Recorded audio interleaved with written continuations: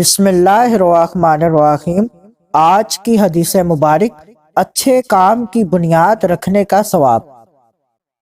مسند احمد حدیث نمبر 23289۔ حضرت حذیفہ بن یمان رضی اللہ تعالیٰ عنہما نے بیان کیا، حضور نبی اکرم صلی اللہ علیہ وآلہ وسلم کی ظاہری حیات میں ایک حاجت مند نے سوال کیا، لوگوں نے اسے کچھ نہ دیا۔ پھر ایک شخص نے تعاون کیا تو سب لوگ دینے لگے۔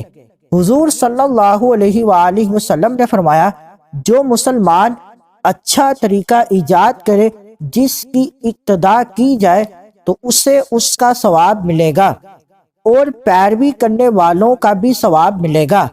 عمل کرنے والوں کے ثواب میں کوئی کمی نہیں ہوگی، اور جو برا طریقہ ایجاد کرے جس کی پیروی کی جائے تو اسے اس کا گناہ ہوگا، اور پیروی کرنے والوں کا بھی گناہ ہوگا۔